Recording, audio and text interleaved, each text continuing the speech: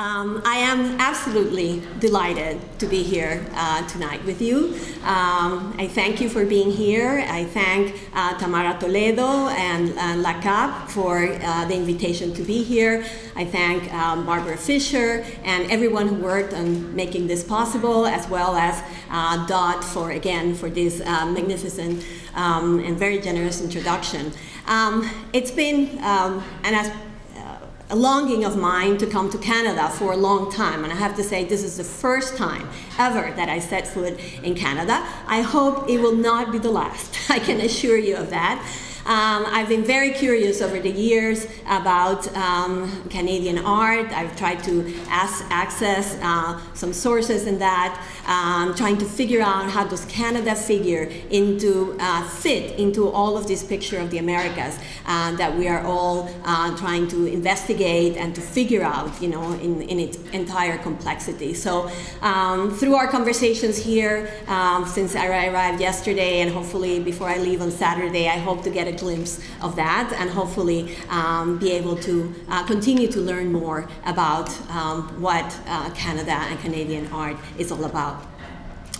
So I will be covering the period of the last 30 years in Latin American art, which is exactly the same amount of time that I have spent trying, as Dot said, trying to build depth into this area in the United States. So that the transformations that I'm going to be speaking about are very much intertwined with my own life experience. And it's only because of my life experience, my struggles, you know, to make Latin American art known in the United States and abroad, that I can have the kind of overarching perspective that I'm going to be using tonight to talk about some of these transformations. As I hope to show, Latin American art is not so much an exotic field of expertise, but one that, as demographic trends show, is vital to the long-term cultural life of the United States.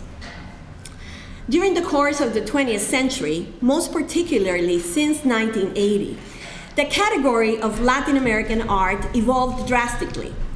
Beginning as a mere descriptor of the underappreciated visual arts expression of a marginal, notwithstanding continental region, the term has become synonymous with a vibrant, steadily expanding field of visual arts production and collecting, one that over this span of time has come to encompass museums, universities, private collectors, galleries, exhibitions, as well as the intricate maneuvers of the marketplace. It must be stressed that the exponential growth of this field is the result of complex political, cultural, and economic forces that have altered the perception and status of Latin American art, both inside the United States and abroad. This process, in turn, entailed a move away from market-generated reductive stereotypes towards more flexible models grounded in the theoretical production of the countries and artists under consideration. As attested to by the enhanced presence of Latin American artists in contemporary exhibition circuits and institutional collections worldwide, such developments are producing the long-awaited consolidation of Latin American art as an exhibition and collecting phenomenon at the global level. It is from this framework of latent possibilities and open options that I propose to approach the topic of today's lecture, a critical balance of the forces that have shaped this extremely complex field over the last 30 years. This focus involves taking a close look at shifting artistic paradigms, from the so-called phenomenon of the fantastic to the articulation of a new canon based on geometric and constructive art, as well as in contemporary art, as well as the contributions of collectors, curators, and institutions, particularly museums, in bringing about these changes. In doing so, I will restrict my comments to Latin American art in the United States, a country that not only houses the primary market for this art, but is also home to the largest ascendant minority population of Latin descent in the world. We're talking about more than 50 million, almost the population of important countries such as Argentina or Colombia. And I'm going to return to this point at the end of the presentation. In other words, I will end by pointing out some of the challenges that lie ahead for this rapidly expanding field. Before fully engaging the topic under consideration, however, I must address the need for the often misunderstood term Latin American art. From its inception, the category has been the object of heated debates regarding the geopolitical and sociocultural specificity it presumed to encompass. Does Latin American art apply to particular traits of a culturally and geographically defined, yet extremely heterogeneous region? Or conversely, is the subject just one more manifestation of universal art? Moreover, does the broad use of these terms indeed ghettoize this art, as some critics claim, or does it denote certain resilience associated with long-standing struggles for a presumed cultural or regional identity? The paradox at the core of this situation becomes clear when we consider that, contrary to what is implied by the term, there is no such thing as Latin American art, in the sense of a readily codified and identifiable artistic style or language. Instead, there is only art produced by individual artists in more than 20 countries and a plethora of diverse communities and ethnicities that make up the region as a whole. From this point of view, the term Latin American art can only be an operative construct that duly serves us to identify the traits of a broad network of producers, agents, and supporters whose culture shares the common legacies of religion, language, and most importantly, a shared history of colonial domination and utopian aspirations. Why then the insistence on defining or pigeonholing the cultural and artistic works of this geopolitical enclave under continental, all-encompassing appellations? Whatever the answer to this question might be, it is inevitably mired in the distortions and misunderstandings that marked the origins of the region since Christopher Columbus set foot in the New World in 1492. Unlike other areas of the world, Latin America resulted from a fortuitous discovery or invention that from the very outset led to all sorts of biased misinterpretations. Compounding the legacy of that involuntary discovery is the history of colonialism that has characterized the region.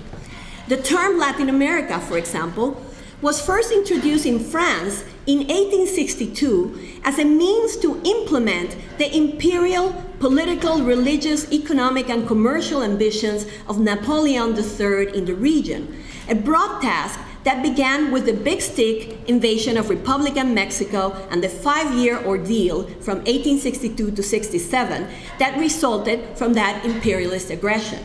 And the term Latin America itself was intended to really denote only the Latin-speaking countries of Latin America. And as we know, there's Portuguese-speaking, there's French-speaking, there's English-speaking countries in Latin America too. So the term itself was from the beginning biased. 3 centuries of colonial domination by European nations, namely Catholic and Peninsular, placed this New World geopolitical bloc on an equal footing vis-a-vis the metropole, the cultural exchange being always from there to here. The persistence until today of this unequal axis of exchange explains what Cuban critic and curator Gerardo Mosquera calls the neurosis of identity that has dominated debates about the arts and culture of this region from colonial times until today. I've recently worked on a very extensive volume about the category of Latin American and Latino art. And we examined hundreds of documents, the 3 organizers of the volume, and only to discover that what was raised as a question about what is the identity of Latin America in colonial times was the same question that is being raised today, and that all the debate is absolutely a circular debate. There is no answer to that question. It is actually part of the identity of Latin America to be asking, what does it mean to be Latin American? And that means that is at the level of the region as a whole, where there has been a utopian aspiration to function as a region, to function as a continent. And it's also the same at the level of the individual country. So the idea that we are encased in this unequal axis of exchange, I think is the only way to explain why the persistence of this idea of identity.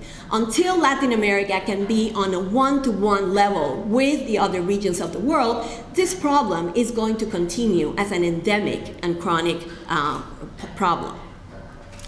And you have here, for instance, this is one of the discoveries of the digital project.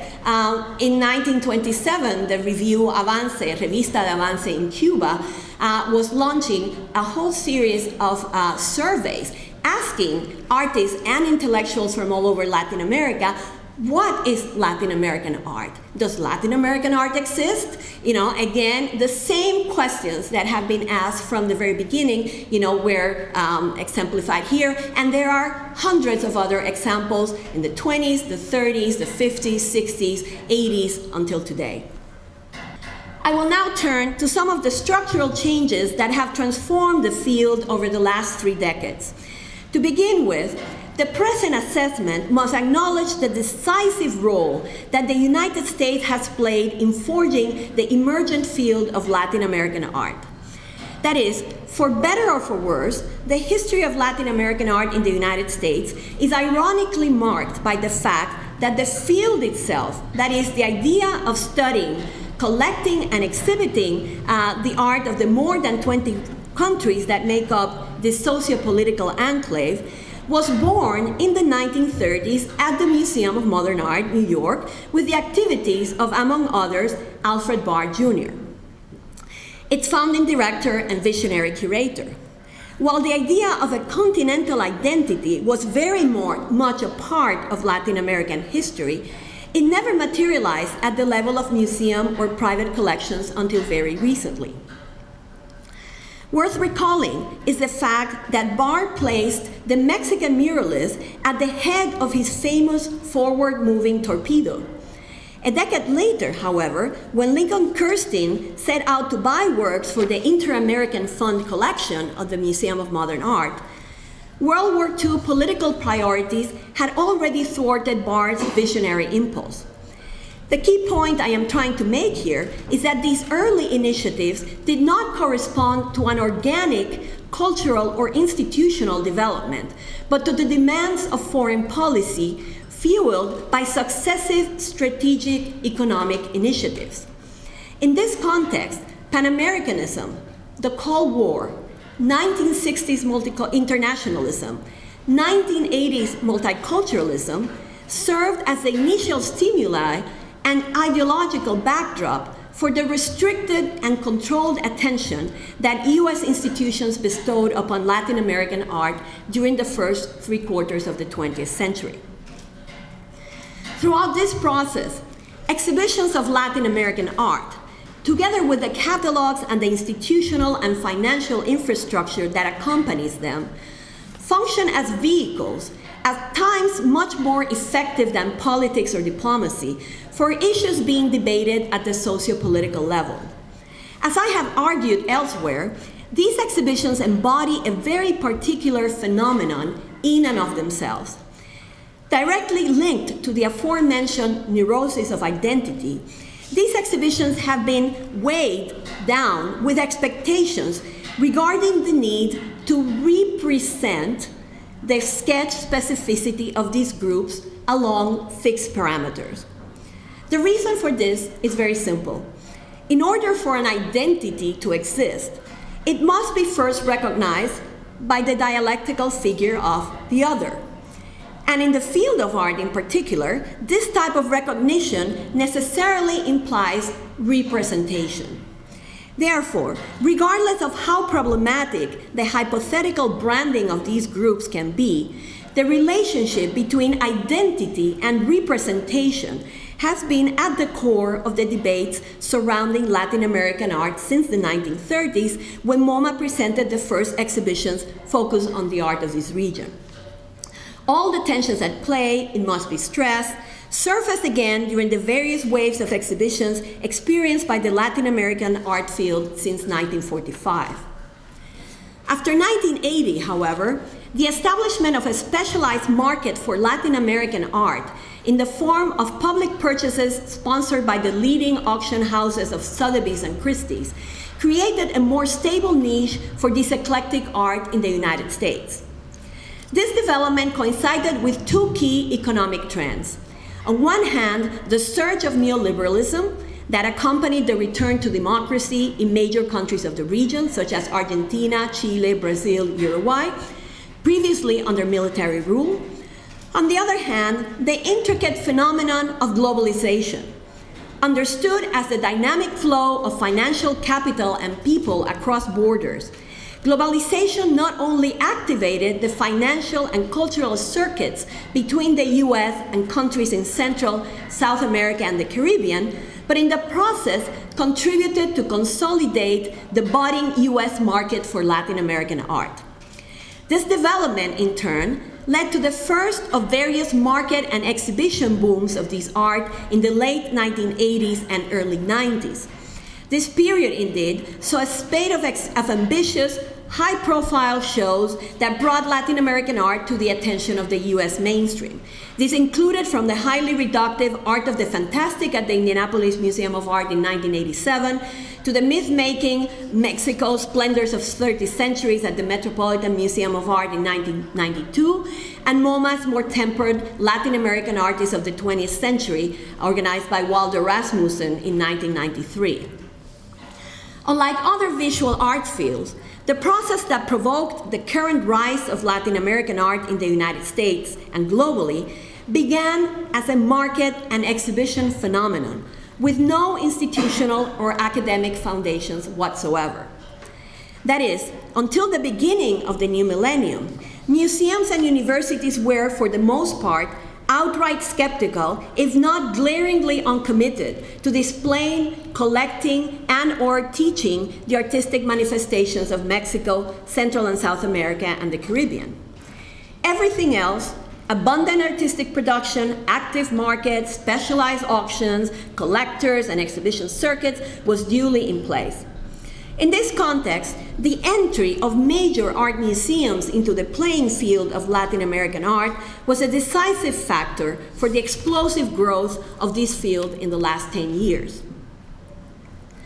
The Museum of Fine Arts Houston was indeed the pioneer museum in its class to grasp the potential long-term transformative boost of such a move in the United States and beyond. Of course, Houston, with a population of more than 40% Latinos, 56% of the students in public schools being Latinos, had no other choice. And the same applies not only to Houston, but to Texas, to the entire south of the United States, and actually going beyond that.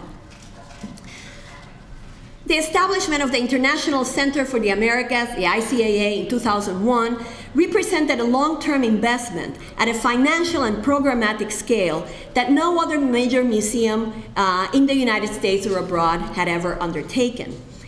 This is the only center of its kind dedicated to researching Latin American and Latino art, as well as to building a comprehensive digital archive of primary sources for the study of these artistic manifestations. As we can see today, the outcome of that decision had solid repercussions outside of Texas.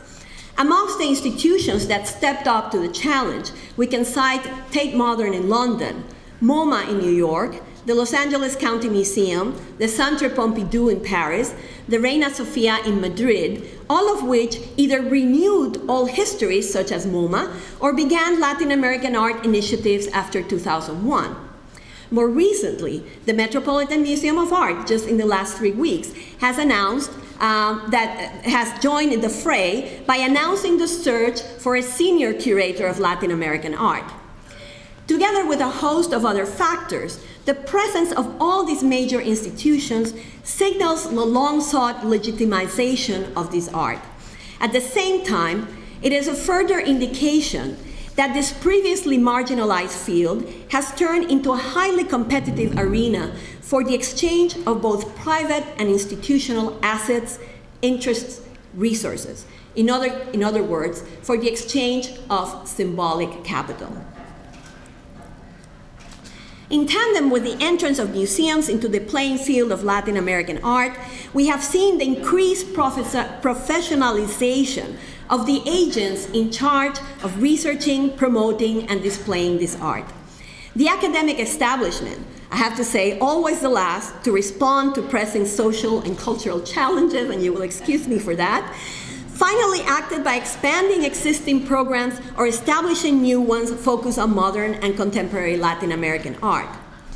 If 30 years ago, when I entered the graduate art history program at the University of Chicago, there was literally not one single program or individual teaching Latin American art in US universities, today there are more than 15 programs that offer various forms of specialized training in this area, from BAs to masters and PhDs, as well as fine arts majors. And according to a recent statistic, there are currently more than 80 dissertations on Latin American art in the works in US universities. At the same time, these colleges have been graduating more field specialists, many of whom have joined the curatorial ranks. Parallel to these developments, more attention and resources have been invested in organizing artists and institutional archives, and as a result, more primary sources are being made available for research. Monumental initiatives like the ICAA Documents of 20th Century Latin American and Latino Art promise to significantly transform our conception and understanding of the field. In fact, all of these factors have contributed to expand the comprehensive knowledge base for the organization of exhibitions and programs focused on Latin American art in the United States. And to understand the significance of this, it is important to bear in mind that obviously, in all of the 20 countries in Latin America, there's a significant amount of research that is produced. There are archives, there are institutional infrastructures. However, many of them are usually in a very precarious situation. Distribution systems are hardly non-existent. Books that are published in Argentina, Brazil, have no international distribution systems, to really travel. They usually travel in my suitcase or the suitcase of all the researchers, curators, etc., who go to these countries and are able to access these materials. So the reasoning behind these initiatives is to put these resources at the fingertips of anyone, any place in the world who is interested in this area. But the intensity and pace of the transformations impacting the field of Latin American art has really intensified in the last decade as a result of the rise of art markets globally. The most visible manifestation of this rise, of course, is the worldwide proliferation of art fairs. In this context, Latin American art has been transformed from a marginal, risky investment into a strategic economic resource in Europe, Asia, Latin America, and the United States. When Christie's and Sotheby's first started their auctions, it was Latin Americans who went to New York to buy Latin American art. That is no longer the case. There's now people from all over the world buying at the auctions, at the art fairs, etc. Amongst other things, these developments have brought about a steep rise in prices and sales, as well as increased competition on the part of institutions and collectors for such an art production. This is quite a good evolution if decades of outright neglect or marginalization are taken into account. As a result of all these factors, the last decade has seen the increased mainstreaming of the art of the region as more institutions and collectors seek access to its first-rate yet under-recognized artists. I believe it is fair to say that the move from a purely commercial to a scholarly base for Latin American art has brought with it a significant paradigm shift from figurative to modes of abstract, constructive, and even conceptual art. I would like to now turn your attention to the solid ground for all these transformations, which is, of course, art itself.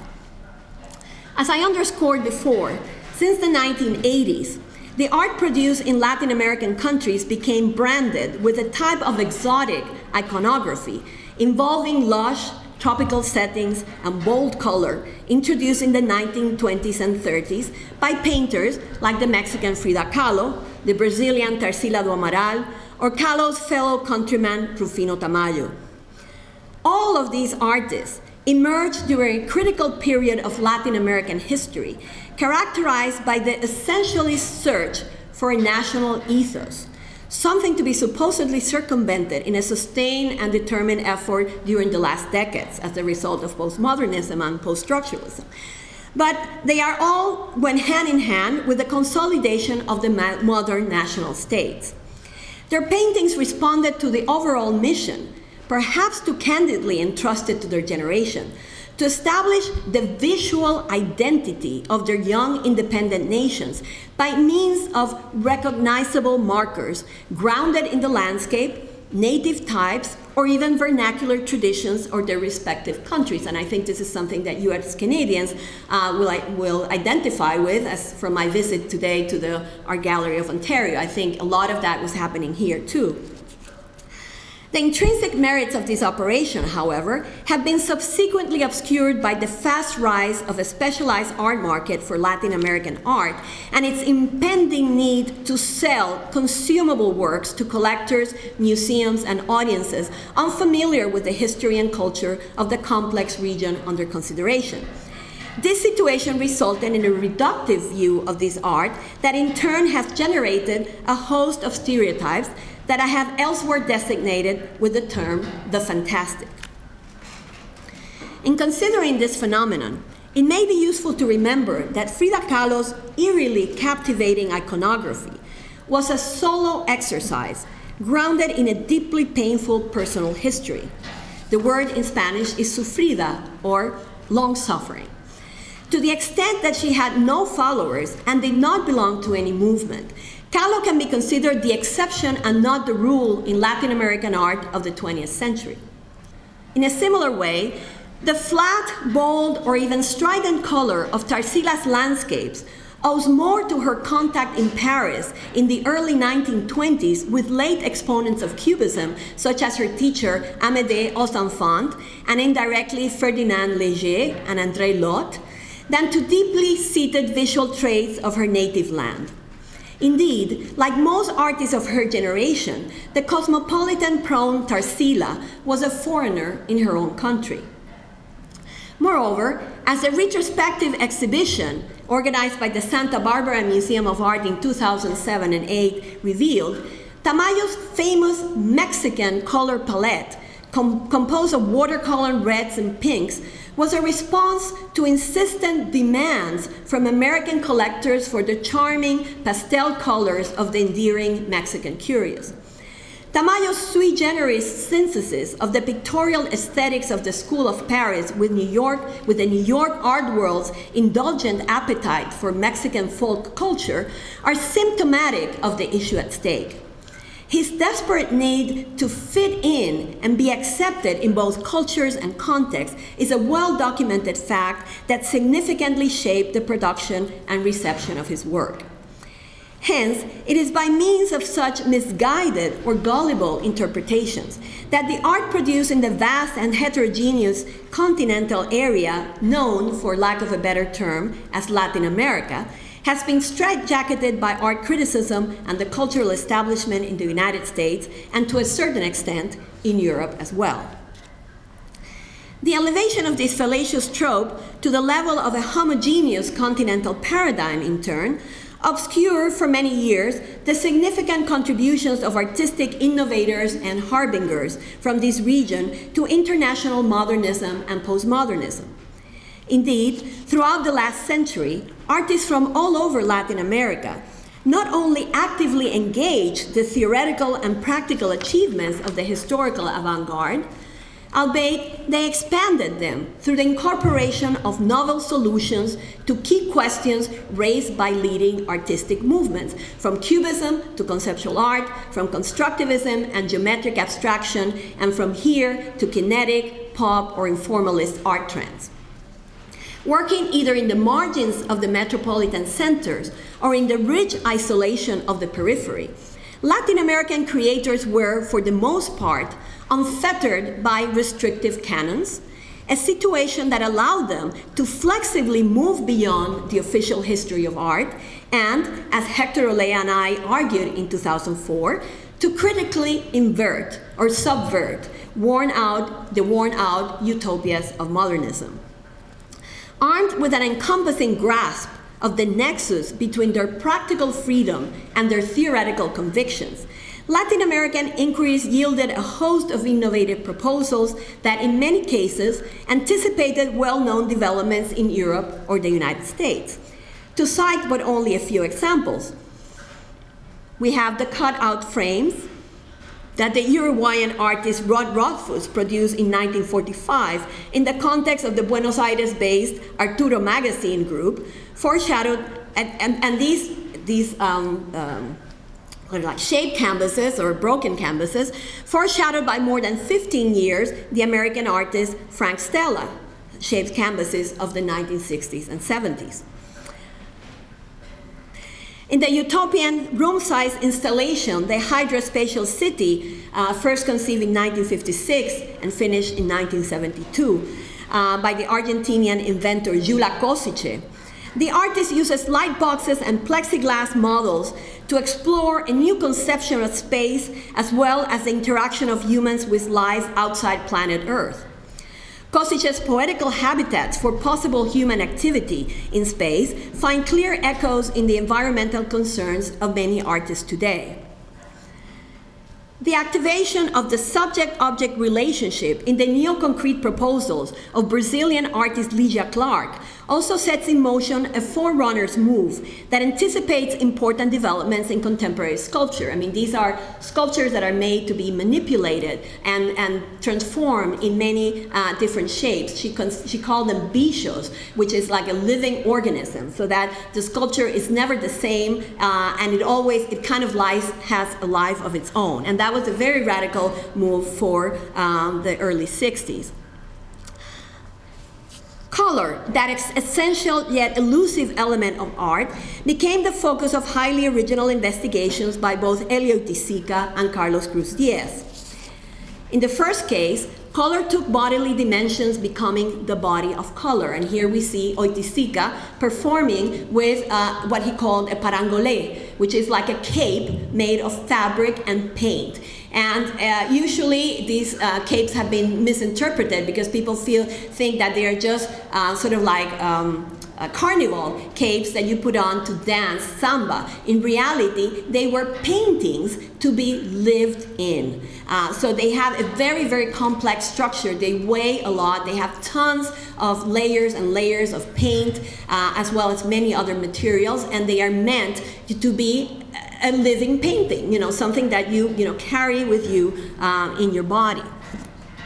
The same thing happens with Carlos Cruz Diez's chromosaturation, a work first conceived in 1964, way before James Turrell's research in this area by more than a decade. This is an environment where you're supposed to go in and experience color in the raw in your body, and as you move through this three-color chamber, you're going to experience an amazing and infinite range of colors that change completely. So this is also a very radical proposal for the period, involving something very ancient, which is the notion of color. At another level, the circulation of political messages proposed by the Argentinian collective Tucumán Arde in 1969, or by the conceptual artist Cildo Meireles in his Coca-Cola bottles as early as 1970 and in the peak of a ruthless military dictatorship, predate by several years the guerrilla tactics of New York-based women artists or conceptual art movements. In bringing attention to the under-recognized, if not unrecognized, roles of many Latin American artistic forerunners, harbingers, and pioneers of the last century, my aim here is not to fall prey to the game of who came first, but rather to underscore that art producers working in Latin America were also really deft at generating theory and applying it to their practice. If in the past this fact was ignored, overlooked, or disregarded on purpose by art historians and critics in Europe and North America, this is not an issue that I really care to engage in this presentation. My point is simply that we cannot critically circumvent it anymore. The move away from the fantastic, in turn, has brought attention upon either previously overlooked or ignored areas of art making in Latin America. These include the broad range of manifestations embodied by contemporary artistic practices, as well as geometric and constructive tendencies. Worth noting is that the surge of Latin American contemporary art in global markets beginning in the 1990s coincided, as I mentioned earlier, with the opening up of Latin American economies as a result of neoliberalism and globalization. This immediately provided an unprecedented platform for current artists, for contemporary artists in the global circuits. Hence, the almost instantaneous rise in recognition of artists like Alfredo Jar, Doris Salcedo, Guillermo Cuica, or Felix González Torres, and many others in the early 90s, early to mid-90s, corresponds to this trend. Unlike the artists associated with the fantastic, these artists did not feel obliged, nor were they forced, to carry identity in their lapels.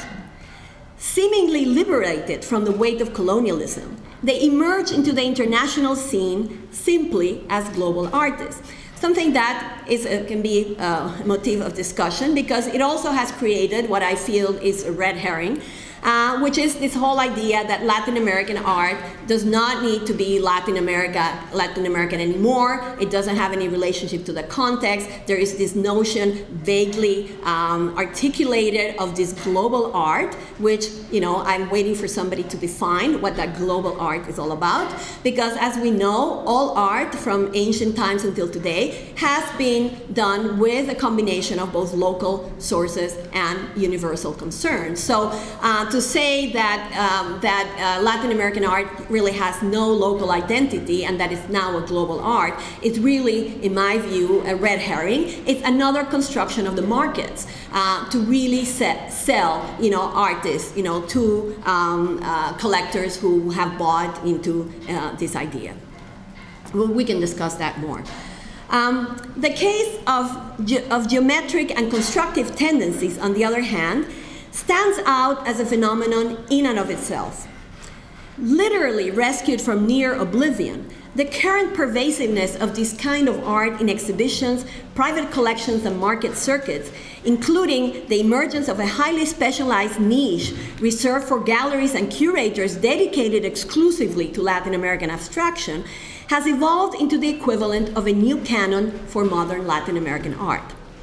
In my own professional experience, I have seen the needle move from zero interest to total ubiquity, as with the case of when I started one of my first exhibitions, the School of the South, when nobody knew who Joaquin Torres Garcia or any of the artists were. There was absolutely no interest in what they were doing. I have piles of letters of museums rejecting taking the exhibition, and it was an uphill struggle to really make these artists, make people conscious of who these artists were and why they were so important. And now we are at the other end. While it is hard to exactly pinpoint the factors leading up to this phenomenon, one thing is clear.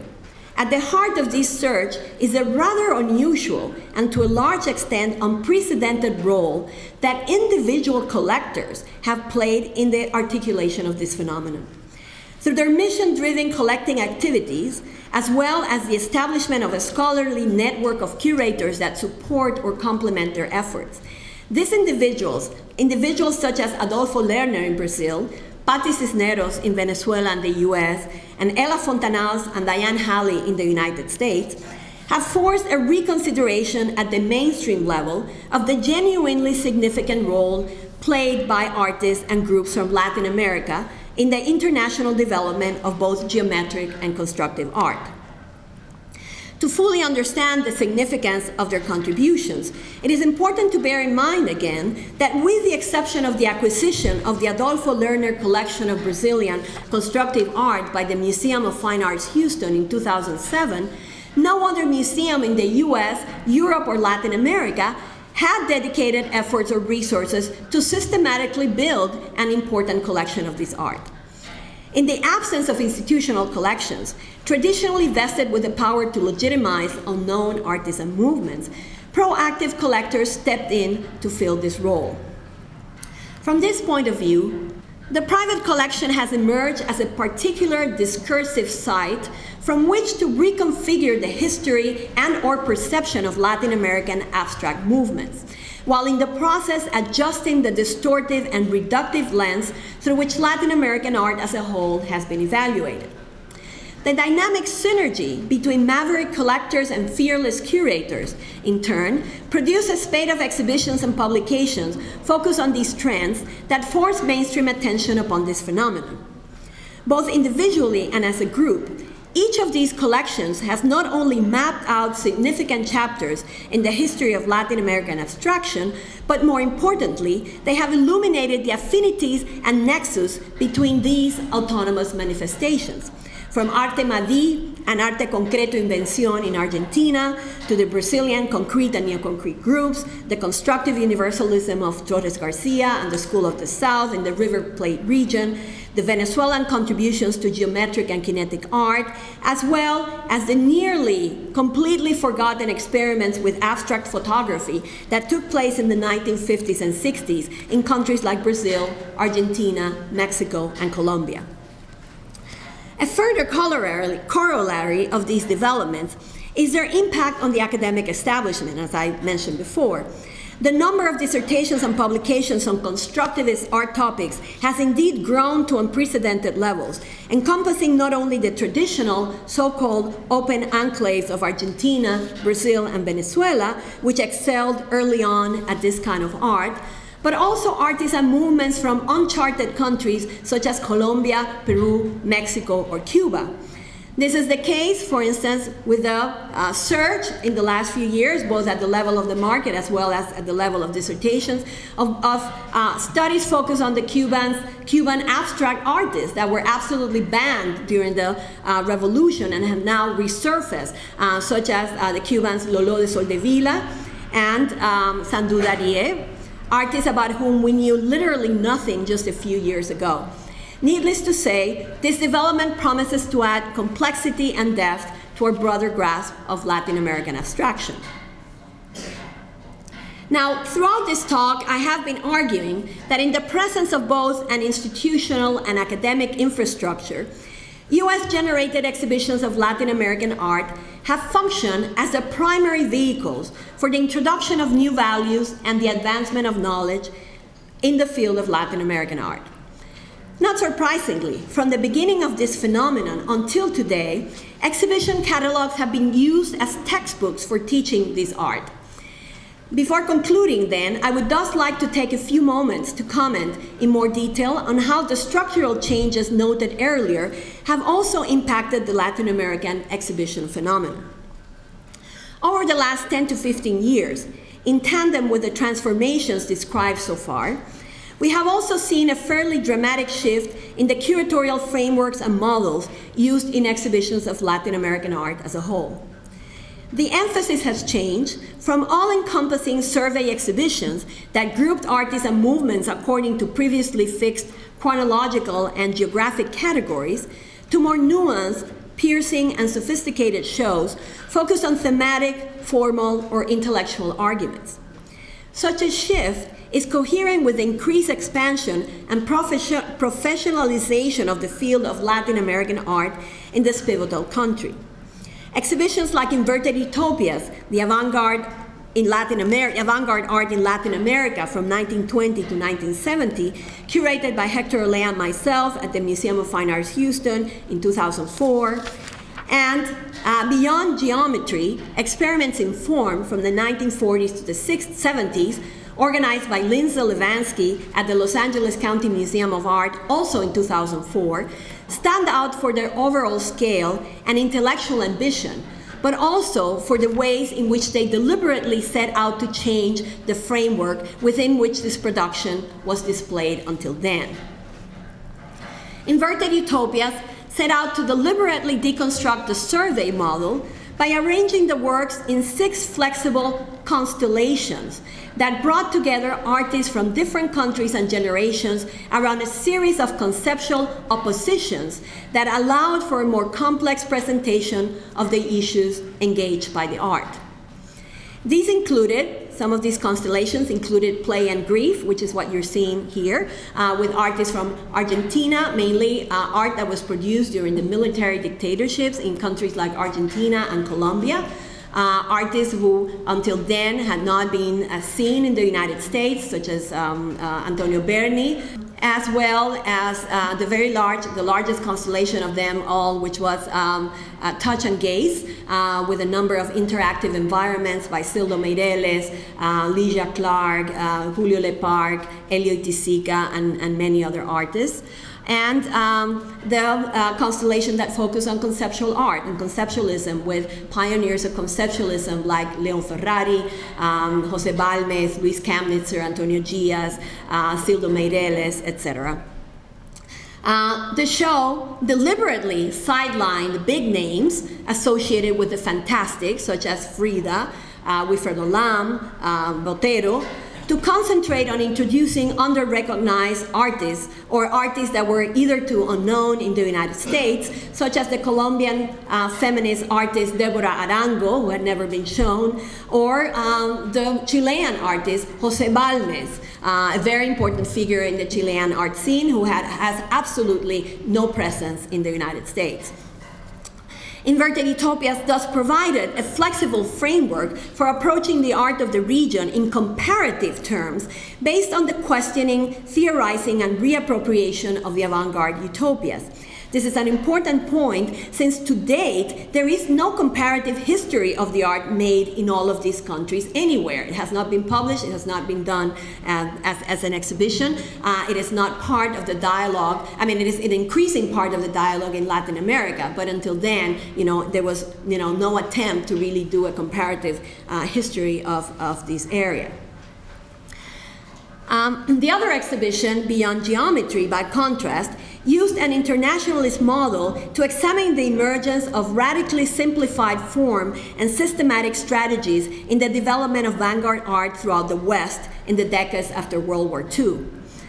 The emphasis of Lynn Sullivansky's show was not Latin American art per se, but rather the active participation of Latin American artists as equally significant players in the broader movements of geometric art and minimalism that unfolded in Europe and the United States. And here you're seeing on this wall the plexiglass boxes by Jesus Soto, which represent his first really radical contribution to the kinetic art movement, in dialogue with Jan Tangeli, a much better known artist, also part of the kinetic art movement at that time.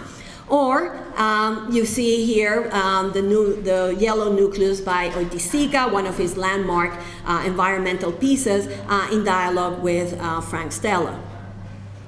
As demonstrated by both exhibitions, the future of Latin American art shows, both in this country, the United States, as elsewhere, is bound to this search for dialogical frameworks that serve to position these artists vis-à-vis the global contemporary developments. Only in this way can the multifaceted contributions of the artists of the region to modernism and/or contemporary art can be fully apprehended. As I hope will become clear from this talk, the status of Latin American art in the United States has come a long way from its marginalization in the earlier part of the 20th century. Nevertheless, a host of challenges remain. Latin American artists, for example, are still largely absent from general textbooks of 20th century art written in the United States or Europe, and minimally mentioned in the leading magazines devoted to modern and contemporary art. Barring a few exceptions, the sophisticated and progressive thinking, that is the theory, that went into the production of the most forward-looking manifestations of this art at the level of practice is unknown or completely inaccessible in the United States, partly because it has not been translated, it has not been published in English, and that's one of the main objectives of this digital archive that we have in Houston, which is really to make all of these documents accessible for the first time to people. Hence, artists who have pioneered important developments are denied the privileged status of innovation, originality, or precedence, all of which continue to be the well-guarded territory of North American or European artists. This situation places an even more pressure on the critical role of research, both inside and outside United States museums and universities.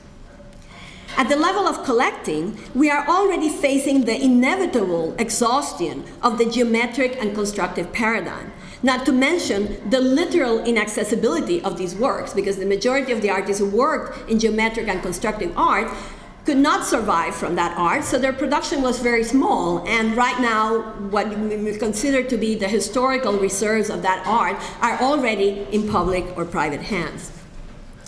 As both old and new scholars continue to focus on unknown or under-recognized artists and movements, it remains to be seen whether figuration of any kind, such as we see in the work of an extraordinary artist from Argentina, Juan Carlos Di Stefano, completely unknown outside of Argentina, but one of the great artists from the 1960s. It remains to be seen whether this kind of art or the art of Colombian, one of the forerunners, women artists in Colombia, Beatriz González, who worked with furniture and painted, directly on furniture, and utilized a lot of all this furniture was taken from houses in Colombia and Bogota, recycled types of furniture. Whether her art is going to really make it into all of these dialogue.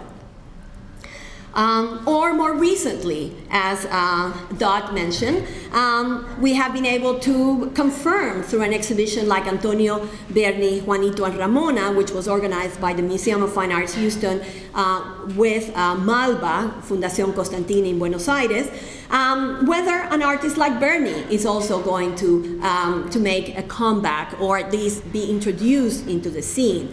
Berni is a very interesting case because he's an artist who had an amazing international trajectory throughout the 50s, 60s, 70s, was shown all over the world, had retrospectives including in the United States, in New Jersey and New York, in Chile, in Uruguay, in Paris, and then it was completely forgotten in the United States. And from our point of view, co-curator Marcelo Pacheco and I had a very sort of like perverse agenda in the sense of bringing Berni back to change this dialogue, to shift the dialogue from this geometric and constructive art and refocus it on forms of figurative and political art, that are as important as the geometric and constructive manifestations.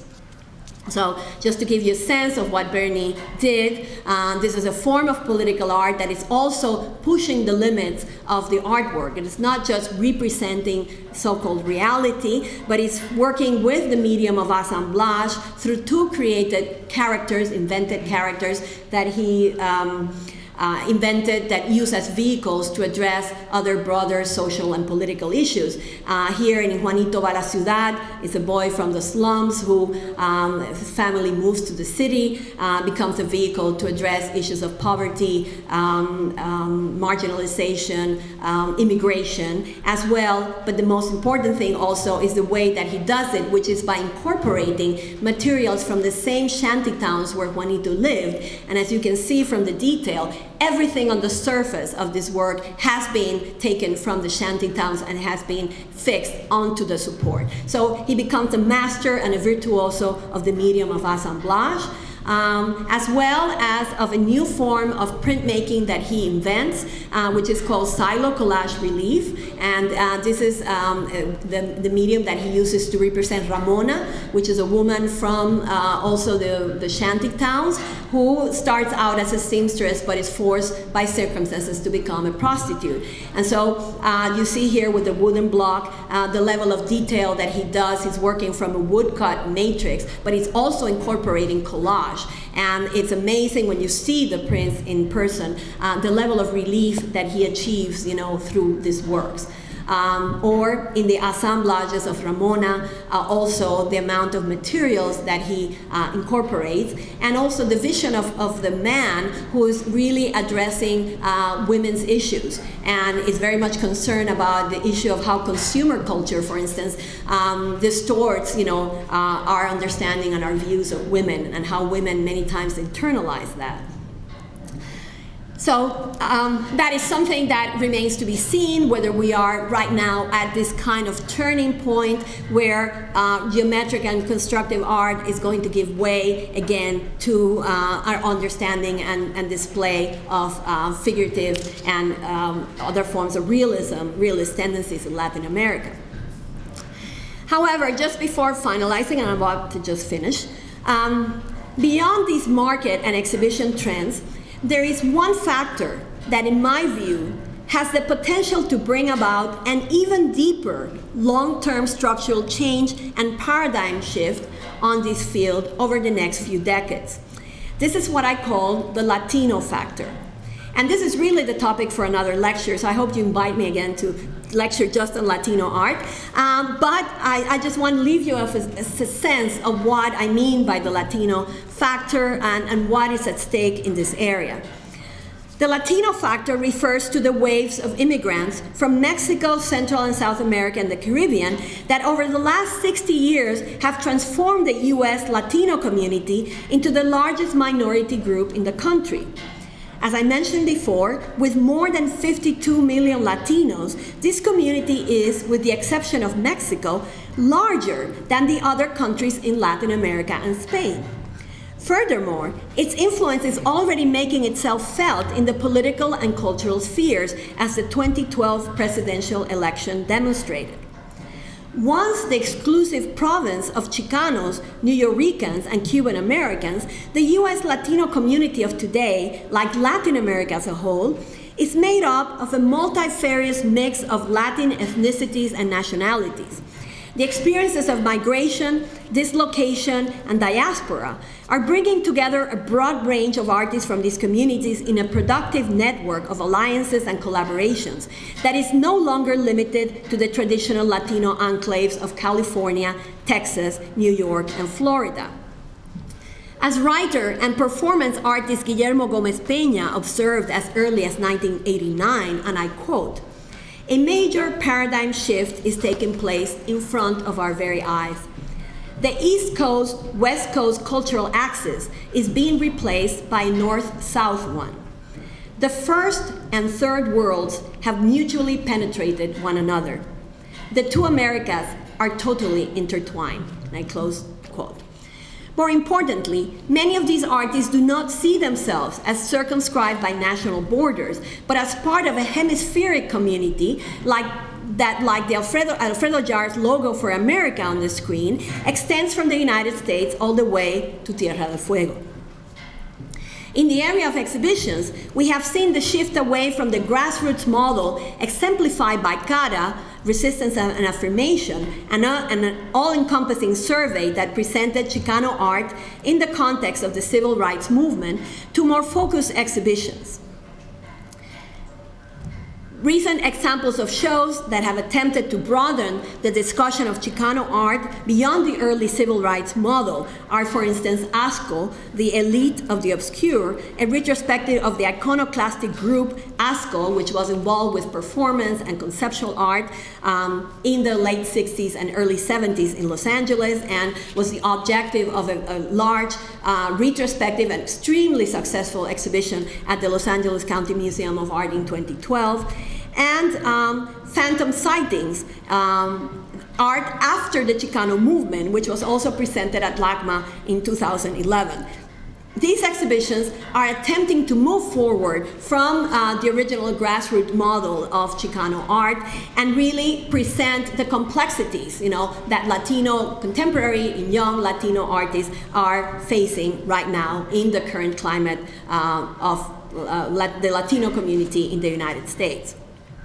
At the same time, there are ongoing efforts to recover and recontextualize in a broader framework the work of avant-garde pioneers like New Yorker Rafael Montañez Ortiz, who was a leader of destructive art and performance art in New York in the early 60s, or John Valadez, the master of pastel. What you see here are very large, almost the size of that screen, renditions of Latino life in LA, all rendered with the pastel medium. He's a virtuoso of that medium. Or more recently, the work of Daniel Joseph Martinez, who has adapted robot-like technology, such as used in Hollywood for special effect films, to the field of installation art. And this is a work, it's an installation called Happiness is Overrated of 1996 that pictures himself as a self-portrait with the uniform of a worker in the process of trying to slash his wrist. And the robot, or animatron, he calls it an animatron, comes close to doing it but never really does it. Another pioneer that is up for consideration is Pepón Osorio, one of the most preeminent artists that emerged in the 90s in New York from the Puerto Rican and New Yorican community, with works, a very large-scale installation called Badge of Honor of 1995. This is both sides are part of this huge installation that examines, the life of a father and a son, the father who's been in jail, the son who never met the father, and the two videos are talking to each other, in the context of their own bedrooms, which is a jail cell and the bedroom of an adolescent growing up in the New York barrios. I think Pepón Osorio, once his work is reconsidered, is going to emerge as one of the forerunners of social art practice works. I mean, this is a work that really brings together many of the concerns of that particular tendency in the 1990s. And then the much younger generation of Latino artists, particularly working in LA, who are in the process of appropriating and redefining some of the traditional iconography of Chicano or Latino art. At a recent gathering of Latin American art specialists at the Getty Research Institute last July, the consensus was unanimous. The next step of our research, collecting and exhibition endeavors should focus on the interaction between Latin American and Latino art. The current interplay between these artistic manifestations in the United States not only justifies, but demands a new cartography with the potential to affect not only current frameworks of Latin American art, but also those in which American, that is, US art itself is inscribed. Thank you.